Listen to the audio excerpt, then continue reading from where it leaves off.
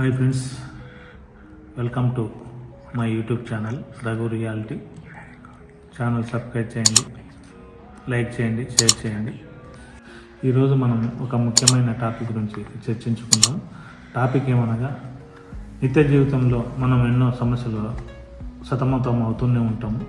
సంసారం అనే సుడిగుండంలో సమస్యలు సాధారణమే అయినప్పటికీ ఒక్కోసారి కఠినంగా పట్టి పీడిస్తూ ఉంటాయి, ఒక్కోసారి జటిలంగా సమస్యలు పట్టి పీడిస్తుంటాయి. ఈ పీడనానికి ఎవరు అతిథులు కాలేరు. సరే, సమస్యలు వచ్చినప్పుడు పరిష్కారానికి మానవ ప్రయత్నంగా వెతుక్కోవాలి. అలా వెతుక్కోలేకపోతే ఏదైనా దైవమే దిక్కు లాంటి జటిలమైన సమస్యలకి పరిష్కారం చూపించగల మహిమ గలది సుందరకాండ. ఈ సుందరకాండ గురించి మనం ఇప్పుడు వివరంగా తెలుసుకుందాం. నిత్య జీవితంలోని 25 సమస్యలకు సుందరకాండ పరిష్కారం అవుతుంది. ఒక్కొక్క సమస్యకు ఏ సర్గ పారాయణం చేస్తే ఏ విధమైన సమస్య పరిష్కారం అవుతుందో అది ఒకటి తర్వాత ఒకటి వివరించి కింద డిస్క్రిప్షన్లో ఆ సర్గని వివరించడం జరుగుతుంది.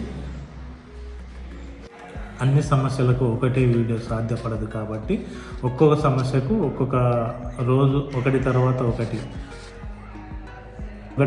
ఒకటి వీడియో చేయడం జరుగుతుంది.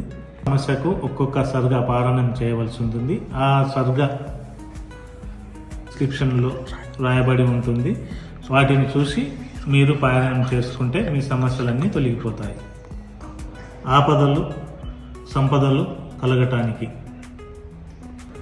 నేను ఇప్పుడు చెప్పబోయే శ్లోకాన్ని 21 రోజులు రోజుకు 108 సార్లు పారాయణం చేస్తూ మీ శక్తి కొలది తమలపాకులు పండ్లతో హనుమంతునికి నివేదన చేసి ఈ శ్లోకాన్ని పఠించినట్లయితే మీ ఆపదలన్నీ తొలగుతాయి.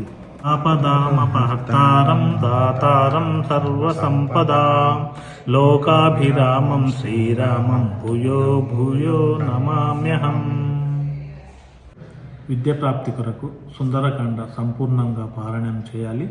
3 రోజులు స్వామివారికి ద్రాక్ష పండ్లు, అరటి పండ్లు నివేదన చేయాలి. భూత బాధల కొరకు సుందరకాండలోని 3వ సర్గను 108 సార్లు 21 రోజులు పారాయణం చేయాలి. అరటి పండ్లు, ద్రాక్ష పండ్లు స్వామివారికి నివేదన చేయాలి.